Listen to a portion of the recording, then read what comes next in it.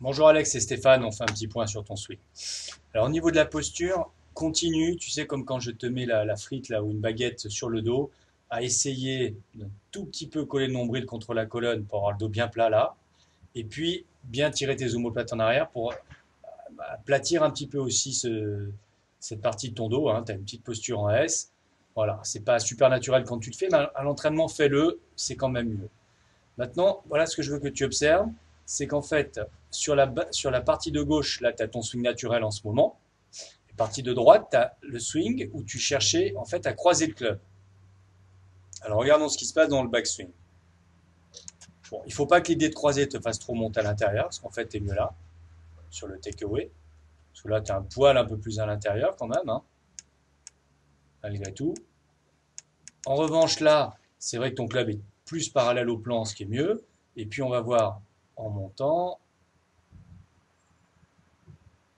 Ok, tu as une sensation différente. Tu vois, comme ton club, là, tu l'as fait croiser, donc c'est un peu trop. Il faudrait que ce soit juste parallèle.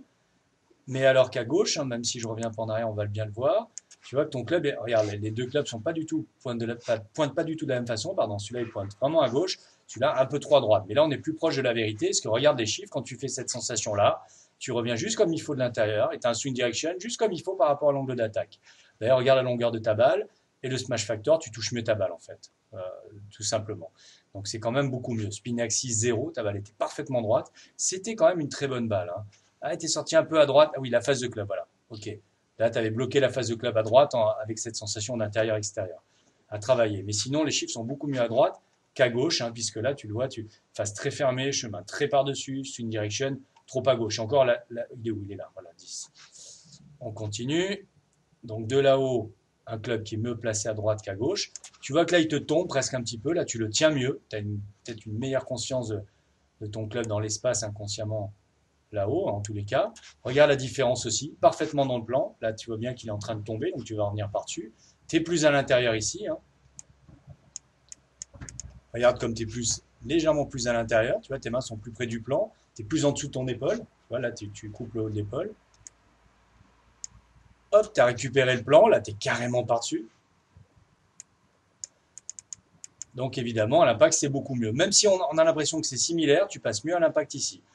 Bon, et après on fera le point sur le reste, hein. On va aller jusqu'au bout là par rapport à ça.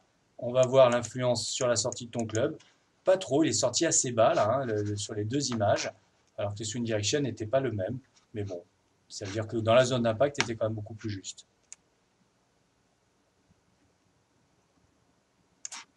Ok. Alors Alex, petite remarque sur cette position croisée en haut de l'élan. Elle est à peine croisée, hein, mais un petit peu quand même. Et regarde bien de face, tu as le coude encore un peu fléchi. Imagine ton bras gauche reste un peu plus en extension. Bah, tac, ça t'amènerait le club parfaitement en ligne, hein. Et il y a un petit peu ça là, le coude qui flotte un peu. Donc il y a peut-être un petit peu de tenue à avoir là-haut, au niveau des bras, qui restera en face du corps pour avoir le club parfaitement en ligne. Ce que je veux te faire remarquer, c'est que on cherche un petit peu là depuis quelques temps à revenir un peu plus de l'intérieur. On a essayé de travailler au retour avec le chemin de club sur l'attaque de balle et la sortie. Tu le sentais pas super bien, tu y arrivais, mais un peu de mal. Alors que finalement, il semblerait qu'en travaillant cette sensation de position de manche en haut de l'élan, c'est-à-dire donc soit qui pointe à gauche, qui tombe, on va dire, ou bien qui en ligne, donc pour l'instant légèrement croisé, ça te met tout en place sans que tu aies trop à réfléchir. Donc je t'incite à faire cette solution-là. Autre point, on a parlé de la posture au départ, ça c'est bien. Donc la résistance du genou continue, c'est bien, hein, ça va beaucoup mieux. En haut d'élan, donc la tenue du bras gauche et du coude droit. On travaillera peut-être, tu joues TC avec une serviette sous le coude droit de temps en temps, pourquoi pas, hein. Là, je te fais remarquer l'angle de ton poignet comme il est assez bon, hein, alors que d'habitude, tu peux lâcher beaucoup le fermer. Mais bon, cela dit, tu l'as peut-être gardé trop ouvert, parce que là, sur cette balle, tu as gardé la face ouverte. Bref, à checker.